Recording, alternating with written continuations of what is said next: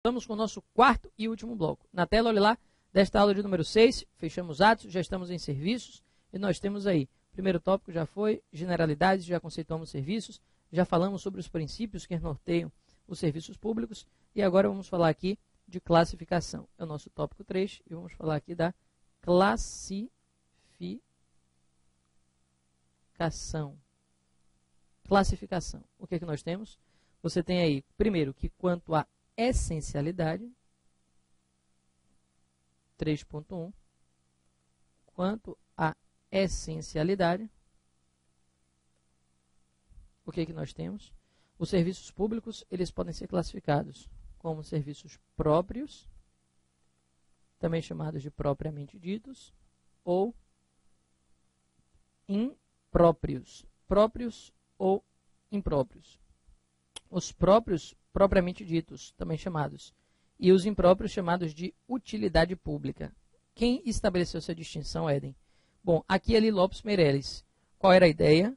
A ideia é que os serviços, quanto à essencialidade, próprios, eram aqueles serviços ditos essenciais, indispensáveis, enquanto que os serviços impróprios seriam aqueles não essenciais e secundários. E aí, L. Lopes Meireles, que faleceu em 90, ele diz o seguinte: os próprios, que são os essenciais, não podem ser delegados, não podem ser transferidos para o particular, apenas os impróprios. Então, primeira parte da classificação, saber que quanto à essencialidade, a essencialidade é o primeiro critério classificatório, que quanto à essencialidade, os serviços públicos podem sim ser divididos, e os serviços públicos eles são divididos em serviços públicos próprios e em serviços públicos impróprios. Os próprios são os ditos essenciais, aqueles mais importantes. Os impróprios seriam os não essenciais, os menos importantes. Mas, além dessa ideia, L. Lopes Meireles, refletindo sobre a classificação quanto à essencialidade, ele identificou o que, Éden? L. Lopes Meireles, refletindo sobre a classificação quanto à essencialidade, ele identifica que apenas os serviços impróprios poderiam ser transferidos, que apenas os serviços impróprios eles poderiam ser delegados, que os serviços próprios, os mais importantes, os ditos essenciais, esses não admitiriam delegação.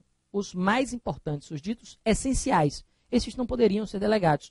Apenas os impróprios, aqueles menos importantes, poderiam ser delegados. A pergunta é, se cair isso na sua prova, os próprios são aqueles que não admitem delegação, e porque são essenciais, e os impróprios são aqueles que admitem delegação, você pode até aceitar, porque isso se tornou uma máxima, embora na prática já não funcione assim. Por que, professor, na prática não funciona assim? Por um motivo muito simples. Porque hoje você tem muitos serviços essenciais, hoje você tem muitos serviços que aqui podem tranquilamente ser classificados como serviços próprios e que já estão aonde, professor? E que já estão nas mãos dos particulares. Você já tem muitos serviços essenciais, aqueles serviços classificados como serviços próprios, que tranquilamente já estão nas mãos dos particulares, ok? São serviços que já estão nas mãos dos particulares. Então, você sabe que na prática a realidade é diferente, mas para a doutrina clássica, tradicional de L. Lopes Meireles, os próprios que são os essenciais não admitem delegação e os impróprios, ditos não essenciais, são aqueles que admitem a delegação. Tudo beleza? Tudo jóia? Tudo tranquilo? Vem comigo, close na tela, observe. Quanto à essencialidade, já falamos, evoluindo no raciocínio, com certeza nós temos o quê? Nós temos aí a ideia número 2, 3.2, quanto aos destinatários. E agora não mais quanto à essencialidade, e sim quanto aos destinatários. E quanto aos destinatários, o que nós temos? Que os serviços públicos podem ser divididos em gerais e individuais. Quanto aos destinatários, os serviços públicos eles podem ser divididos em serviços públicos gerais, de um lado, e individuais, do outro. Serviços públicos gerais, de um lado, e serviços públicos individuais, do outro. Qual é a diferença, Éden? Aqueles que são prestados à coletividade como um todo são gerais. Eu não posso medir, eu não posso identificar quanto cada pessoa utiliza. Por quê? Porque ele é um serviço público geral, porque eu não tenho como calcular quanto cada um utiliza. Então, qual é a ideia, professor? Venha comigo, que os serviços públicos gerais são aqueles prestados a todos indistintamente. Aqueles que são prestados à coletividade como um todo. São serviços que você não consegue dividir. A sua natureza é de serviço indivisível. E aí não dá para aferir, não dá para calcular quanto cada pessoa utiliza do serviço público quando ele é um serviço público geral. Quando este serviço ele é um serviço público geral, não dá para você medir, não dá para você calcular quanto cada pessoa vai utilizar desse serviço.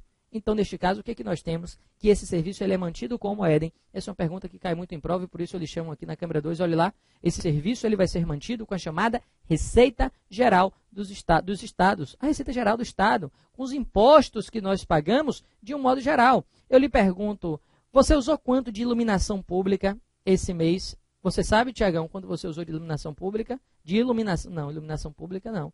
Você sabe quanto você usou de tapa-buraco esse mês? Por quantos buracos tapados você passou esse mês? Não.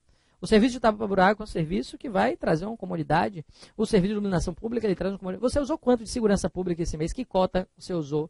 A segurança pública. Você ficou perto de uma viatura durante quantos minutos ao longo desse mês? Não sabe. Então, como Estado, ele não tem como medir. Como Estado, ele não tem como aferir. Como Estado, ele não tem como calcular quanto cada pessoa vai utilizar desse serviço. Esse serviço ele vai ser mantido com a Receita Geral do Estado. Ele não pode dizer, eu vou cobrar de você um quanto determinado valor, um tanto, pela utilização daquele serviço. Por quê? Porque ele é um serviço geral. Esse é um serviço geral, ele é de natureza indivisível e não dá para se calcular, não dá para se aferir quanto cada pessoa utiliza. Beleza? Na tela, observe comigo, olha lá, nós temos aí que tudo isso é característica desse serviço geral de natureza indivisível, que não dá para se calcular quanto cada pessoa utiliza. A exemplo da iluminação pública, a exemplo aqui da segurança pública, e por aí vai. Aí você fala, tudo bem, Éden. E do outro lado, nós temos que serviços, aqui os serviços individuais. Estes são de natureza divisível. Se os gerais são de natureza indivisível, se os gerais são de natureza indivisível, os individuais, eles são de natureza o que, professor? Divisível.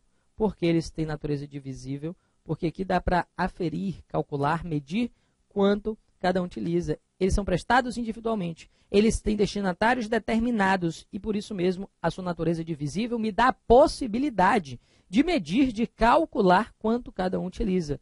Por exemplo, você sabe, Tiagão, venham comigo aqui, você sabe quanto você utilizou de iluminação pública? Pública não.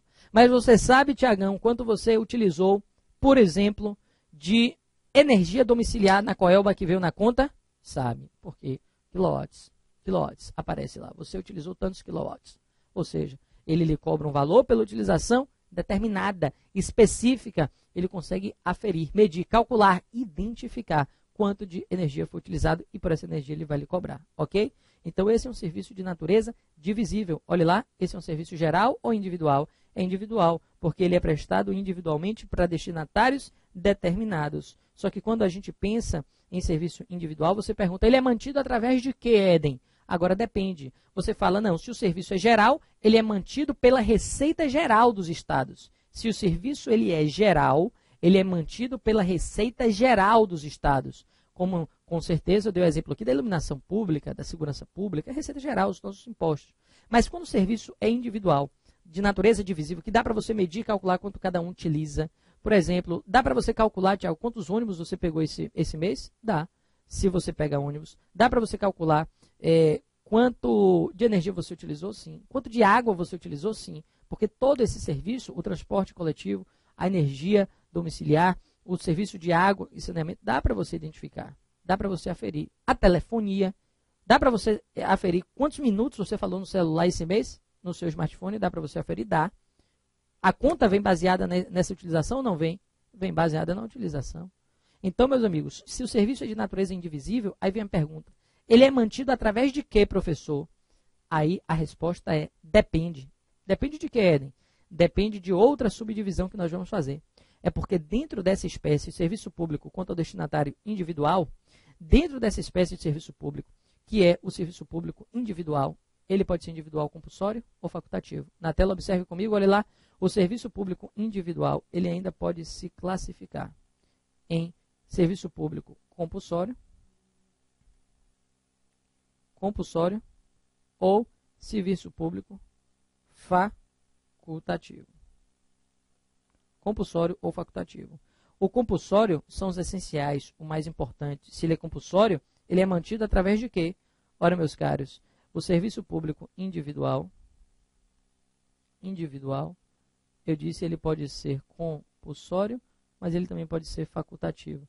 Ele, compulsório, é mantido através, você acha o quê? De taxa ou de tarifa? É claro que se ele é compulsório, ele é mantido através de taxa, ao passo que o facultativo, que é discricionário, ele é mantido através de tarifa. O compulsório é mantido através de taxa, o facultativo, ele é mantido através de tarifa. Se o serviço é compulsório, sua cobrança também é compulsória. E aí, quando a gente fala em cobrança compulsória, a gente lembra da taxa, porque taxa é uma espécie de tributo. E o próprio conceito de tributo no artigo 3º do Código Tributário Nacional fala que o tributo é uma prestação pecuniária compulsória. E aí, meus amigos, com certeza, se é taxa, é um tributo vinculado a uma contraprestação estatal. E você paga pelo simples fato do serviço estar à sua disposição, só por ele existir. É a chamada taxa mínima, por exemplo, no saneamento básico. Você passou a semana inteira viajando, o mês todo, mas você vai pagar a taxa mínima, porque ele é um serviço que compulsório. Você paga ali primeiro. Você paga uma taxa mínima por ele estar à sua disposição, porque ele é um serviço essencial. Exemplo, saneamento. Mas ele é um serviço que dá para calcular. Ele é indivisível. Ele é individual, portanto é divisível, porque é individual. Então, eu consigo calcular quanto cada um utiliza e eu vou cobrar por essa utilização. Eu vou cobrar uma taxa por essa utilização, ok? Mas eu vou fixar uma taxa mínima porque eu sou obrigado, Estado, a colocar aquele serviço à sua disposição. Mesmo que você não use ele, ele tem que estar lá à sua disposição e para isso eu tenho um custo, então eu vou cobrar a taxa mínima e vou cobrar compulsoriamente.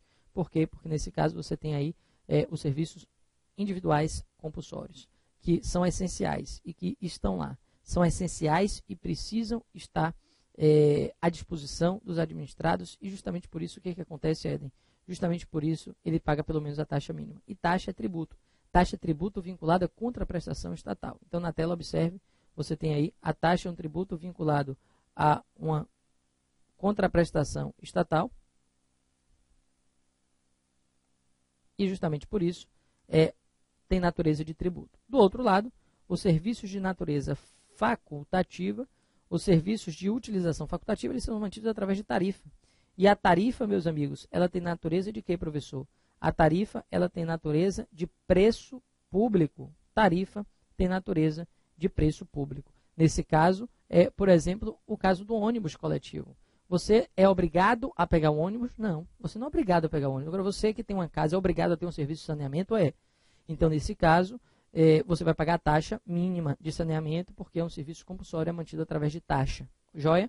Mas o serviço que é facultativo, você vai pagar através de tarifa, como, por exemplo, se você pega um ônibus, você vai lá e paga a tarifa. Tarifa, lembra dos 20 centavos que gerou todo o problema dos 20 centavos, que gerou toda a questão um ensejo estupim para as manifestações de junho do ano passado? Com certeza, ali não era o valor da taxa, ali era o valor da tarifa de ônibus. É assim que a gente ouve no noticiário. É o valor, a briga pelo valor da tarifa de ônibus. Por que tarifa? Porque é um serviço individual, facultativo. Ninguém é obrigado a pegar ônibus. Pega se quiser. Agora, você não escolhe.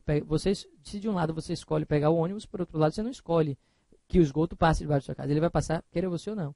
Você não escolhe, por exemplo, se o lixo passa ou não. Ele vai passar. E a taxa de lixo, às vezes, vai ser cobrada. Por que a taxa de lixo vai ser cobrada? Porque ela está lá à sua disposição. Ok? Qual é o problema? O problema é quando o Estado ele quer manobra. Ele quer jeitinho. Aí ele cobra, às vezes, uma taxa na sua conta de energia elétrica, chamada taxa de iluminação pública, que foi declarada inconstitucional. E a taxa de iluminação pública é inconstitucional por quê, Éden?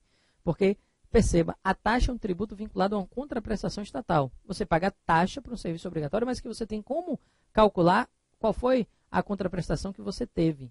Nesse caso, não tem como você calcular a contraprestação de iluminação pública. Dá para aferir? Não. Então, como é que você vai cobrar uma taxa por um serviço que é geral?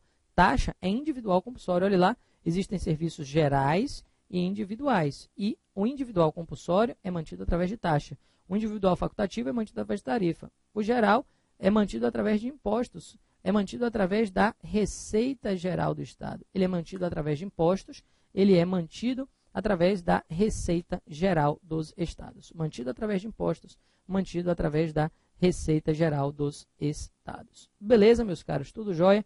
Tudo tranquilo? Então, com certeza, o que nós temos aqui que é inconstitucional. Aí eles colocaram contribuição. Não, vai ser por contribuição agora. É inconstitucional também, porque a contribuição também é tributo, e tributo vinculado a uma contraprestação estatal. Não dá para você cobrar por tributo algo que vai ter natureza, um serviço que vai ter natureza geral, ok?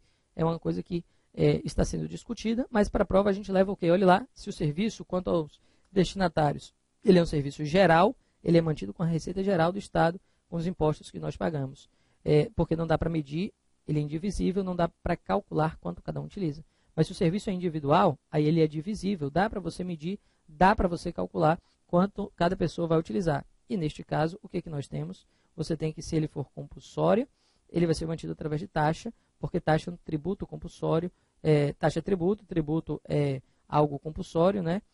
Vinculado a uma contraprestação estatal, e aí, consequentemente, se for facultativo, vai ser mantido através de tarifa. Beleza? Tudo jóia? Com isso a gente termina a classificação dos serviços públicos. Classificação foi o terceiro tópico aqui, terceiro tópico, classificação. E o quarto tópico, para terminarmos, a gente vai falar de delegação. Para terminar serviços públicos, delegação. E o que nós temos? Bom, quando a gente estudou organização administrativa brasileira, quando nós estudamos a organização administrativa brasileira, a gente viu que o serviço ele pode ser prestado pelo núcleo, pelo centro, pela administração direta ou centralizada. Essa é a prestação centralizada.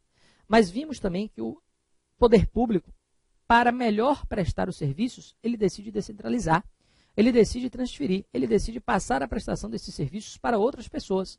Ele decide que outras pessoas devam prestar esses serviços. E ele pode transferir, ele pode delegar. E ele tira do núcleo, ele tira do centro e ele transfere para novas pessoas. Foi nessa ideia de tirar do centro, descentralizar, tirar do centro é descentralizar. E passar para novas pessoas que surgiram os entes da administração indireta. Porque na direta centralizada, a União, Estados, DF, municípios prestavam serviços. E quando você tira do centro, da direta e joga para outras pessoas, você tem a administração indireta, que vai ter o que aqui agora? A autarquia, a fundação pública, a empresa pública e a sociedade de economia mista. Autarquias, fundações públicas, empresas públicas e sociedade de economia mista e particulares, fora da administração pública, claro, mas que também vão poder prestar alguns serviços. E aí, nós estudamos o quê? Nós estudamos que essa transferência, ela pode se dar por outorga ou por delegação. Qual é a diferença, Eden? Olha lá, a transferência da administração direta para indireta, a transferência, ela pode se dar por outorga, de um lado, e por delegação do outro. Pode se dar por outorga ou por delegação. Essa transferência se chama descentralização. A descentralização de um serviço público, de uma atividade, ela pode se dar por outorga ou por delegação. Se dá por outorga, de que modo, Eden? Ela se dá por outorga, a descentralização acontece por outorga, quando se transfere o quê? Quando se transfere a própria titularidade e a execução. Não só a execução, mas titularidade e execução. E ela se dá por delegação quando se transfere só execução. Transferindo só execução, você tem o quê? Se transfere só execução, é descentralização por delegação. E aí você, peraí, se vai transferir a titularidade, é como se estivesse transferindo a própria propriedade do serviço. Eu disse, transferir a titularidade é transferir a própria propriedade do serviço.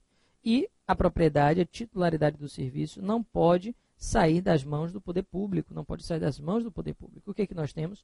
Que só pessoas públicas podem receber a descentralização por outorga. Quais são as pessoas públicas que nós temos? No particular, não tem nenhuma pessoa pública, o nome é particular. E na administração indireta, nós temos aqui a administração indireta, mais especificamente de direito público. E quem são os entes da administração indireta de direito público? Os entes da administração indireta de direito público são autarquias e fundações públicas de direito público. Autarquias e fundações públicas de direito público. Autarquias e fundações públicas de direito público, você tem aí, são os entes da administração pública indireta de direito público. Autarquias e fundações públicas de direito público. Beleza. E quem é que pode receber aqui só a execução, Éden? Bom, aí você tem os demais entes da administração. Eles recebem por meio de quê? Vamos por partes. Essa transferência por outorga, onde você vai transferir execução e titularidade, eu lhe pergunto, transferir a execução de um serviço é algo grave ou não? Bom, transferir a execução de serviço é algo grave, mas transferir a titularidade é mais grave ainda. Transferir a titularidade é mais grave ainda. E se você vai transferir a titularidade, você vai dizer que quem vai receber essa transferência, nessa transferência, o sujeito vai ser dono. É como se ele fosse o dono do serviço. É como se o sujeito passasse a ser o dono. É claro que só quem pode fazer isso é uma lei, um ato e um contrato não podem. Então, na tela, olhe lá, essa transferência aqui vai ser feita por que instrumento, Éden? Ela vai ser feita por lei, porque você está transferindo algo que é muito grave, não só a execução, como principalmente a titularidade. E agora, só a execução, a lei pode? Claro, porque se a lei pode titularidade e execução, imagine só a execução. Se a lei pode transferir titularidade e execução, imagine só a execução. É claro que a lei pode. E a lei vai transferir para quem aqui?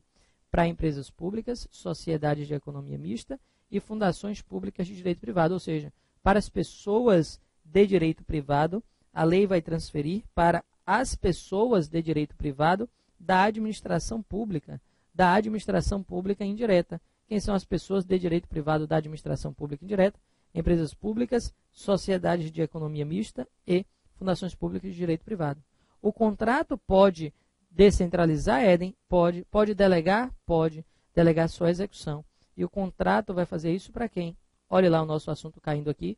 Vai transferir para concessionárias e vai transferir para permissionárias de serviços. O contrato vai transferir para concessionárias, o contrato vai transferir para permissionárias de serviços.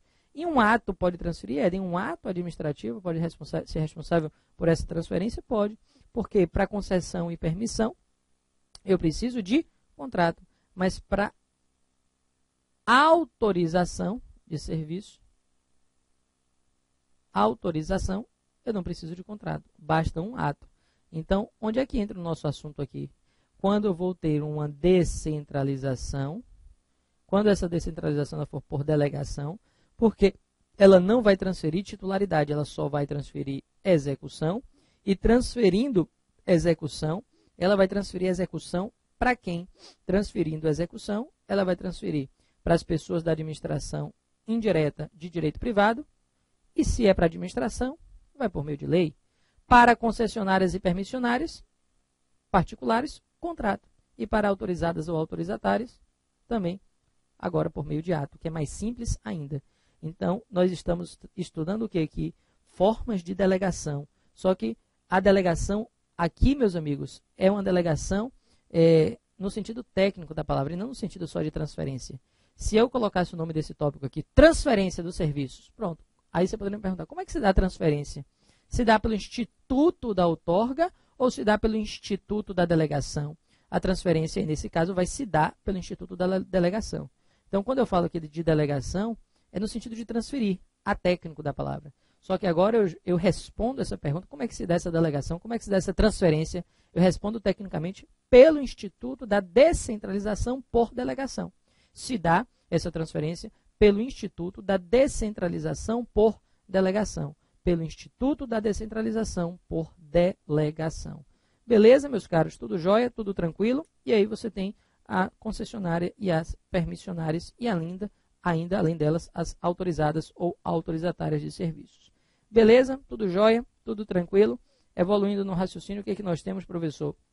Bom, primeiro, a primeira forma é a concessão de serviço público. Vamos colocar aqui, primeira forma de transferência, a que nos interessa é a concessão. Concessão. O que a gente tem que lembrar sobre a concessão? Vou colocar aqui características de cada uma delas. Vou colocar características da concessão, que é a mais completa, porque quase tudo é concessão e quase toda a lei trata de concessão. E depois, rapidinho, só características da permissão e, menor ainda, o número de características da autorização. Ok? Então, na tela, sobre concessão, o que nós temos que lembrar? Ela pode ser feita para quem é? Coisas que não podem deixar de ser ditas. Bom, a concessão, primeiro, ela é feita por contrato administrativo, ela tem prazo determinado. Tem prazo determinado. Contrato administrativo, prazo determinado. Depende de que, Éden? O prazo vai depender da lei. Claro que tem que ter prazo determinado, porque não existe contrato com prazo indeterminado. Só que quem vai dizer esse prazo é a lei da concessão. Na tela, olhe lá, contrato com prazo determinado. Além disso, tem que ter licitação. Essa licitação, ela tem que ser na modalidade concorrência. Essa licitação tem que ser na modalidade concorrência. Excepcionalmente, nós poderemos ter leilão.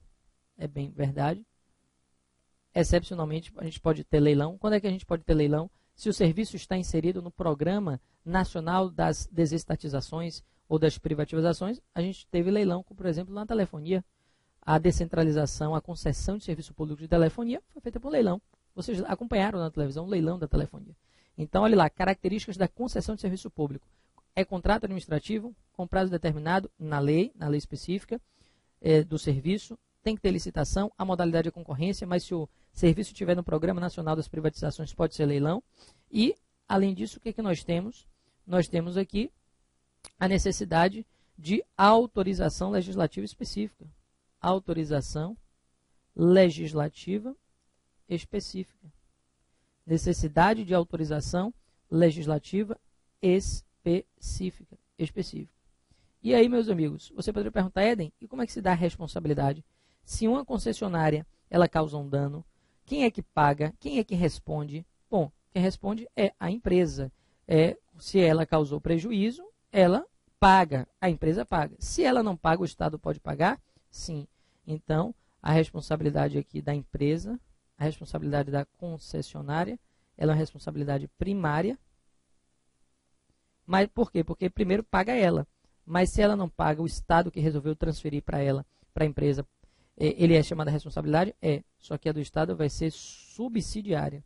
A responsabilidade da empresa, se ela causar um dano a alguém, vai ser primária. Imagine, se um ônibus atropela alguém, ele responde. Mas se ele não puder responder, o ente que descentralizou, que transferiu para aquela concessionária o serviço de transporte, subsidiariamente, com benefício de ordem, portanto, primeiro chama a empresa, se ela não puder, chama o Estado, mas subsidiariamente o Estado vai ser chamado a responsabilidade, sim. Na tela, observe, você tem aí, subsidiária vai ser a responsabilidade do Estado. Então, de um lado, o concessionário vai ser primário, do outro lado, o Estado vai ser uma responsabilidade subsidiária. Primeiro, aliás, primária com a empresa, com a concessionária. E se ela não responder, aí sim, o Estado vai responder de maneira subsidiária. E hoje, meus amigos, com o Supremo Tribunal Federal, o que, que nós temos? Nós temos que o Estado responde aqui, a empresa e o Estado respondem de maneira objetiva perante usuários e até perante não usuários do serviço. Vai responder de maneira objetiva perante usuários, inclusive perante não usuários do serviço, ok?